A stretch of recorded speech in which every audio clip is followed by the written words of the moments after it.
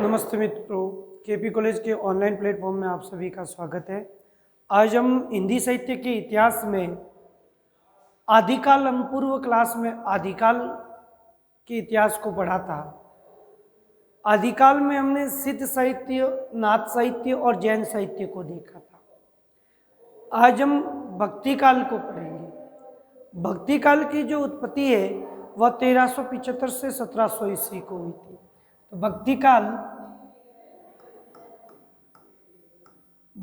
काल का जो दूसरा नाम है वह शुक्ल जी ने दिया है पूर्व मध्य काल।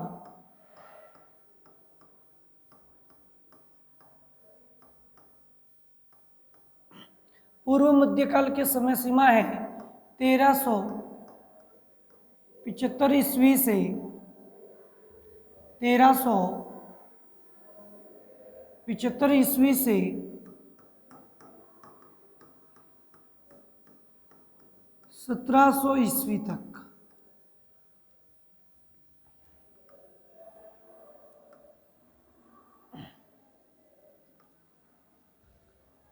भक्ति काल का जो समय 1375 से 1700 ईस्वी तक। भक्ति काल का दूसरा नाम पूर्व मध्य काल है। भक्ति काल को ग्रियर्सन महोदय ने 16वीं-17वीं शताब्दी के युग में 16वीं-17वीं शताब्दी में भक्ति काल को स्वर्ण युग कहा था। तो भक्ति काल को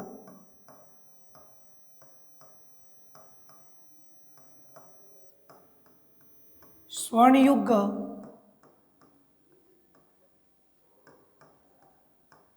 जॉर्ज ग्रियर्सन ने कहा है।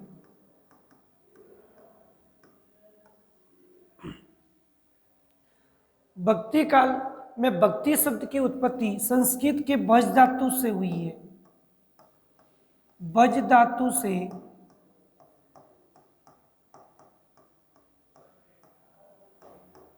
भक्ति की उत्पत्ति, भक्ति शब्द की उत्पत्ति संस्कृत के भज धातु से हुई है। और सर्वप्रथम भक्ति शब्द का उल्लेख, भक्ति का उल्लेख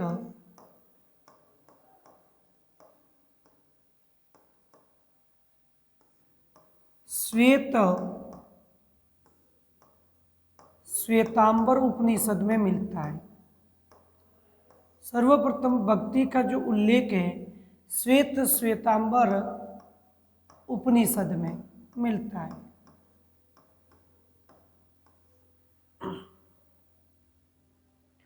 भक्ति शब्द का उल्लेख श्वेतांबर उपनिषद में। भक्ति काल का जो प्रधान रस है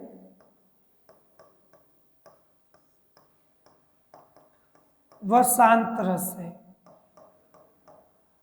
शांत रस।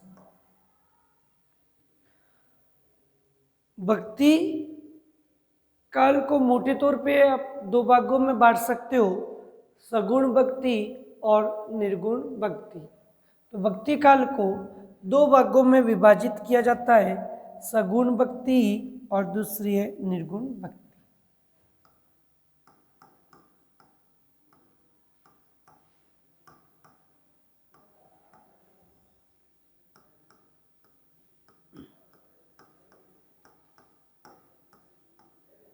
सगुण भक्ति और दूसरा है निर्गुण भक्ति।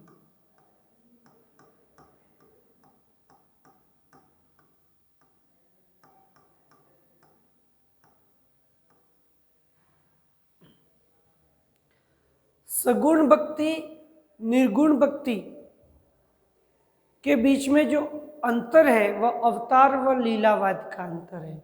सगुण भक्ति और निर्गुण भक्ति के बीच में जो अंतर है वह अवतार व लीलावाद का है।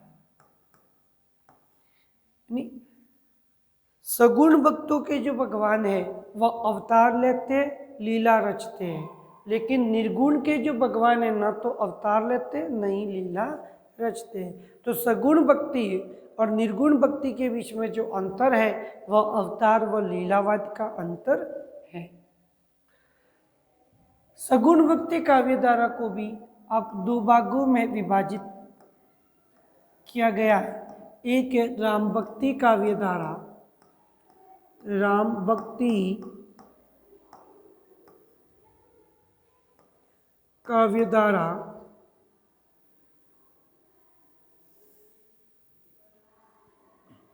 राम भक्ति काव्य धारा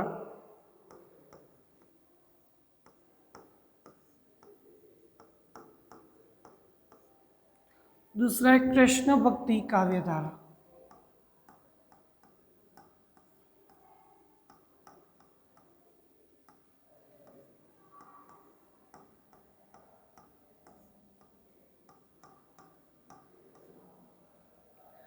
निर्गुण भक्ति को भी दो भागों में विभाजित किया गया है। एक है ज्ञानाश्रय शाखा,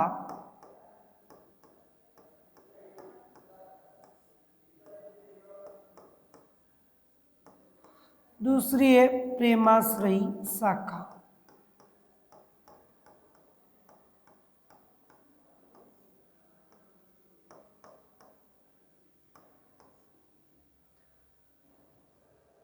सगुण भक्ति जिसमें राम भक्ति काव्य धारा और दूसरी है कृष्ण भक्ति काव्य धारा।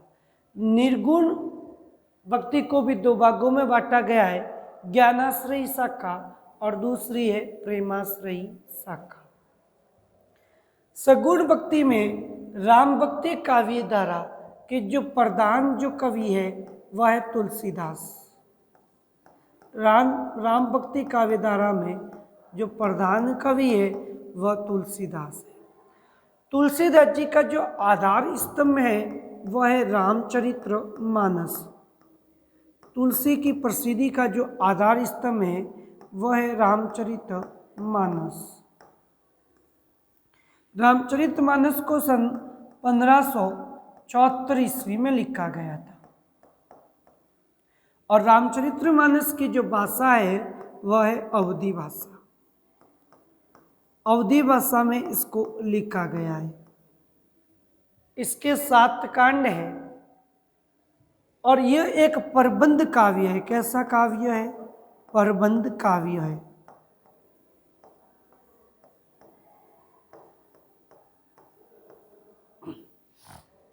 कृष्ण भक्ति काव्य धारा के अंतर्गत जो प्रधान कवि है वह है सूरदास।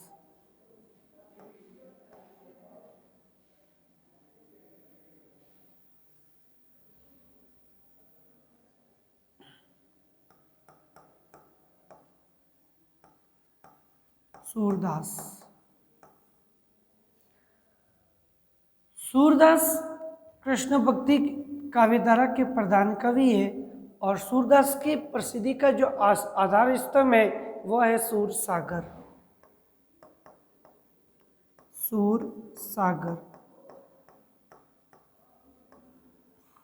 और सूर सागर की जो भाषा है वह है ब्रज भाषा।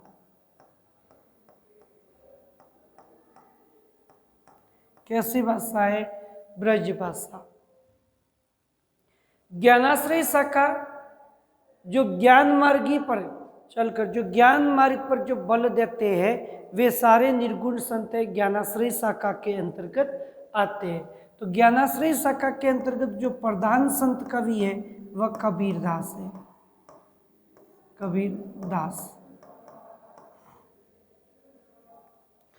कबीर की जो कृति है वह है, कबीर के जो पद्य है जिसमें साकी, सबद और रमेनी।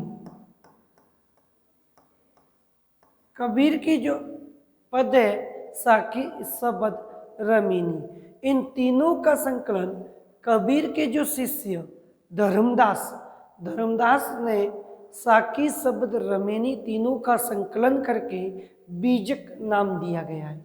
तो बीजक में साकी, शब्द, रमेनी तीनों का क्या है? संकलन है, जो कबीर के परम शिष्य धर्मदास ने कबीर के पदों का संकलन किया। इनके जो कबीरदास जी की जो भाषा है वह है सदुगड़ी भाषा।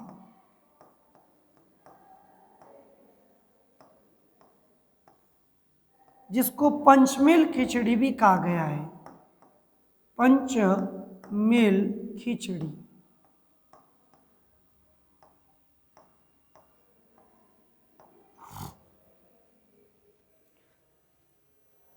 ये मुक्तक पद है, गे पद है, गे पद जो गाए जाने योग्य, मुक्तक।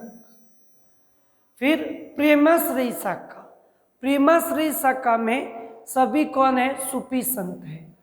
सूफी संत प्रेमाश्रयी शाखा के अंतर्गत आते हैं और भारत में सूफी धर्म का जो प्रचार है वह 12वीं शताब्दी में ख्वाजा मोइनुद्दीन चिश्ती के द्वारा सूफी धर्म का प्रचार किया गया था। जो सूफी संत है वह प्रेमाश्रयी शाखा के अंतर्गत आते हैं। तो प्रेमाश्रयी शाखा में सभी कौन है? मुसलमान है। ये जो ईश्वर प्राप्ति का जो मार्ग है वे प्रेम मार्ग को अपनाते हैं, यानी प्रेम मार्ग पर बल देते हुए, ये प्रेम मार्ग पर चलते हुए ईश्वर की प्राप्ति की जा सकती है। तो प्रेमाश्रयी शाखा के जो प्रधान जो कवि है वह है मलिक मोहम्मद जायसी। मलिक मोहम्मद जायसी। जायस नगर में जन्म हुआ था, इसीलिए इनको जायसी कहा गया। मलिक मोहम्मद जायसी की जो प्रसिद्धि का जो आधार स्तंभ है वह है पद्मावत।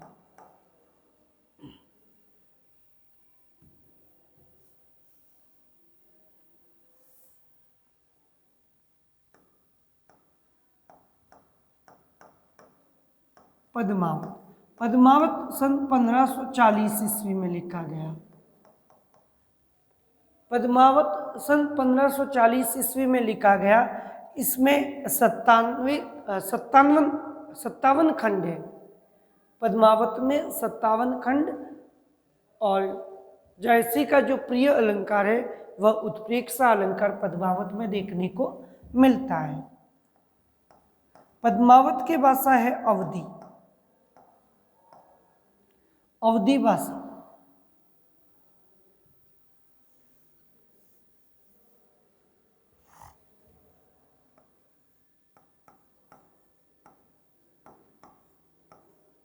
और ये प्रबंध काव्य, प्रबंध काव्य दुआ चौपाई शैली में लिखा गया है। छंद, दुआ चौपाई, चौपाई दुआ। तो प्रेमाश्रयी शाखा के जो प्रधान सूफी कवि है वह है मलिक मोहम्मद जायसी, और उनके द्वारा जो प्रेमाख्यानक काव्य लिखा गया वह है पद्मावत। अब भक्ति शब्द की उत्पत्ति मैंने बताया संस्कृत के भज धातु से हुई है, और भक्ति शब्द का जो उल्लेख है वह सबसे पहले श्वेत श्वेतांबर उपनिषद में मिलता है। अब भक्ति का उद्भव कैसे हुआ? तो आचार्य रामचंद्र शुक्ल जी ने, आचार्य रामचंद्र शुक्ल, आचार्य रामचंद्र शुक्ल ने भक्ति का जो उद्भव है वह इस्लाम आक्रमण की देन बताई है। इस्लाम आक्रमण की देन। आचार्य रामचंद्र शुक्ल जी कहते हैं जब भारत पर इस्लामों का आक्रमण हुआ और उनके सम्मुख हिंदू मंदिरों को तोड़ा जाता था और उन्हें अपमानित किया जाता था, ऐसी परिस्थिति में निराश व हताश जनता के पास एकमात्र सहारा था, वह है ईश्वर की भक्ति। इसीलिए शुक्ल जी ने भक्ति, भारत में भक्ति के उद्भव का कारण इस्लाम आक्रमण की देन बताया है।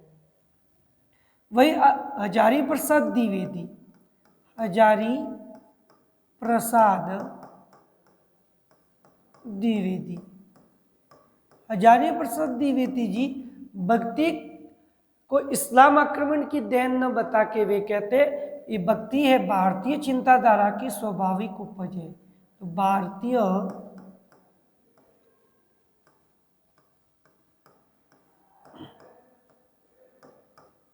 चिंताधारा की स्वाभाविक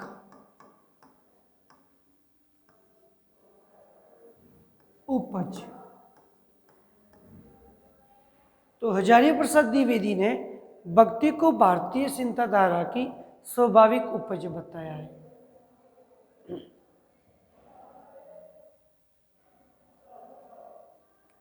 जॉर्ज ग्रियर्सन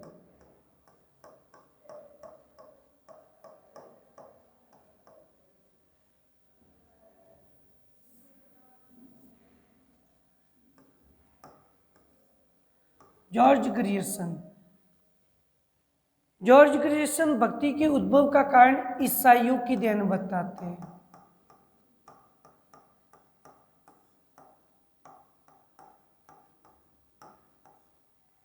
भक्ति के उद्भव का कारण ग्रियर्सन महोदय ने इस्लाम की देन बताया है। तो हजारी प्रसाद द्विवेदी जी ने भक्ति के उद्भव का कारण भारतीय चिंताधारा की स्वाभाविक उपज का है। वही आचार्य रामचंद्र शुक्ल जी ने भक्ति के उद्भव का कारण बताया है वह इस्लाम आक्रमण की देन। और जॉर्ज ग्रियर्सन ने भक्ति का उद्भव ईसाइयत की देन का है। वही गजानन माधव मुक्तिबोध ने जनता व दुखों के कष्टों से इसका उद्भव हुआ है। तो गजानन माधव मुक्तिबोध ने भक्ति का जो उद्भव बताया है वह है निराश व कष्ट से उत्पन्न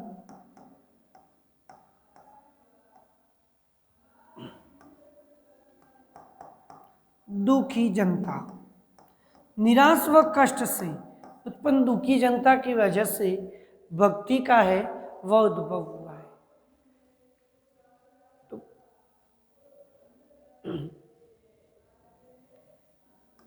शुक्ल जी का कथन थोड़ा याद रखना है, इस्लाम आक्रमण की देन है। और हजारी प्रसाद द्विवेदी जी का जो कथन है वह भारतीय चिंताधारा की स्वाभाविक उपज बताया गया है।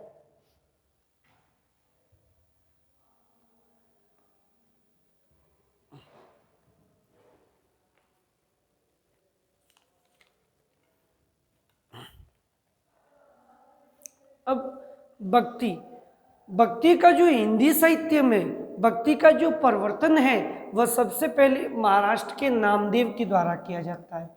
भक्ति का जो प्रवर्तक है महाराष्ट्र के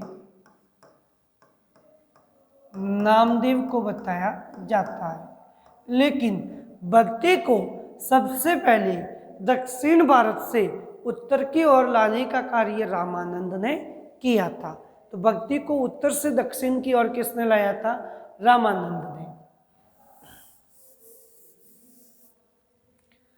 तो रामानंद भक्ति को दक्षिण भारत से उत्तर की ओर ले जाने का कार्य किया था। और भक्ति को जो जन आंदोलन का रूप दिया था वही जो भक्ति को जन आंदोलन का रूप दिया रामानुजाचार्य ने। तो रामानंद भक्ति को उत्तर से दक्षिण की ओर ले आए और रामानंद के जो शिष्य हुए जिसका नाम है अनंतानंद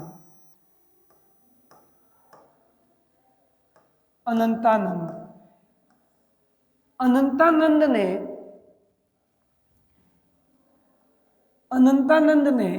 जयपुर के निकट एक स्थान है गलताजी जयपुर। रामानंद के शिष्य अनंतानंद ने जयपुर के निकट एक स्थान जिसका नाम है गलताजी, और इसी गलताजी में अनंतानंद क्या करते हैं? रामानंद संप्रदाय की स्थापना करते हैं। तो रामानंद संप्रदाय की स्थापना किसने की थी?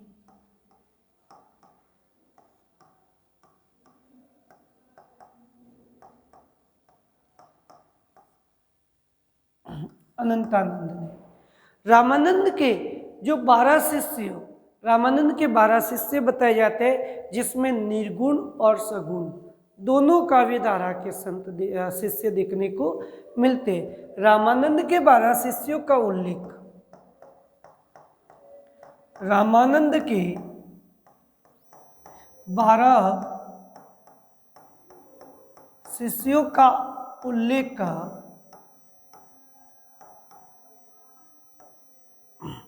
नाभादास के द्वारा लिखी गई पुस्तक नाभादास कृत भक्तमाल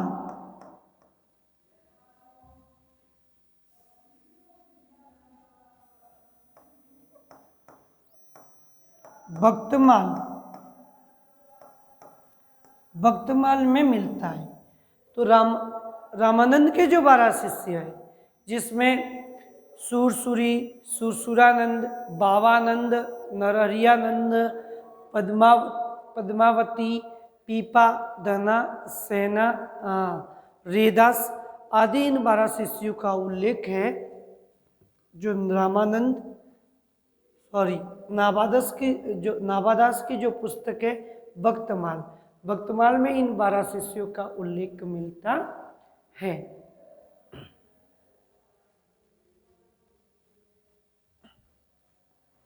अब देखिए, भक्ति का संबंध इन संप्रदायों से भी है, जिसमें रामानुजाचार्य के द्वारा एक संप्रदाय की स्थापना की जाती है, जिसका नाम है श्री संप्रदाय।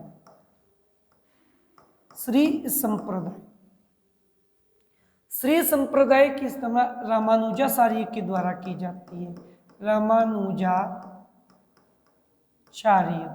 और इन रामानुजाचार्य का जो दर्शन है वह दर्शन विशिष्टाद्वैतवाद कहलाता है।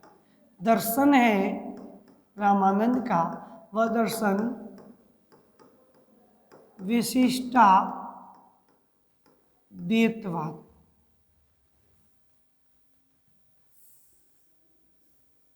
दर्शन क्या कहलाता है इनका? विशिष्टाद्वैतवाद। फिर श्री संप्रदाय के पश्चात श्री संप्रदाय की स्थापना रामानुजाचार्य के द्वारा की जाती है। दूसरा एक संप्रदाय आता है, संप्रदाय ब्रह्म संप्रदाय। ब्रह्म संप्रदाय की स्थापना मध्वाचार्य के द्वारा की जाती है। और मध्वाचार्य का जो दर्शन है वह द्वैतवाद कहलाता है।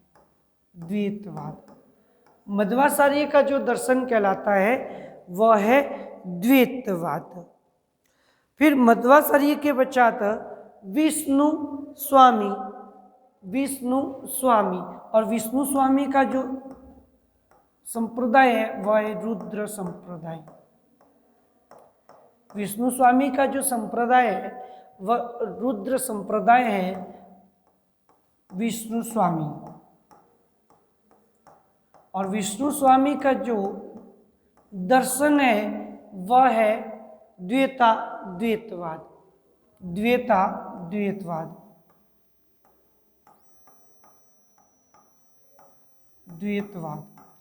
विष्णु स्वामी का दर्शन कहलाता है वह है द्वैतवाद। विष्णु स्वामी का दर्शन द्वैतवाद नहीं है, सॉरी, शुद्धाद्वैतवाद। विष्णु स्वामी का दर्शन है जो क्या है? शुद्धाद्वैतवाद।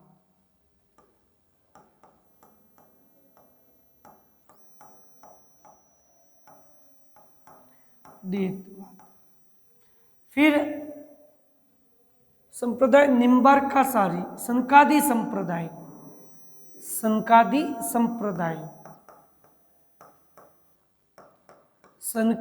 संप्रदाय। संकादी संप्रदाय की जो स्थापना है वह निम्बार्काचार्य के द्वारा की गई थी।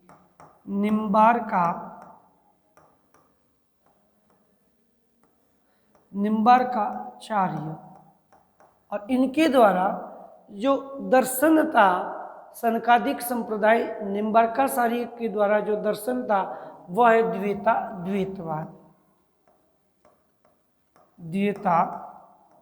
द्वैतवाद।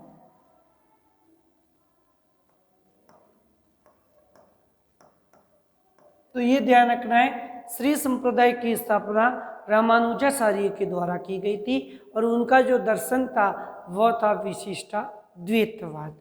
फिर मध्वाचार्य के द्वारा ब्रह्म संप्रदाय की स्थापना की गई और उनका जो दर्शन था वह है द्वैतवाद।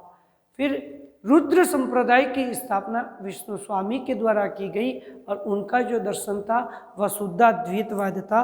और संकादिक संप्रदाय की जो स्थापना है वह निम्बार्काचार्य के द्वारा की गई और उनका जो मत था वह है दर्शन, वह है द्वैतवाद।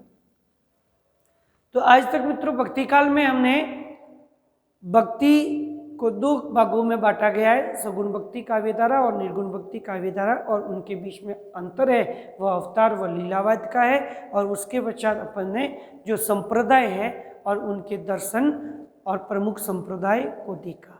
नेक्स्ट इससे अगली क्लास में मिलेंगे। धन्यवाद।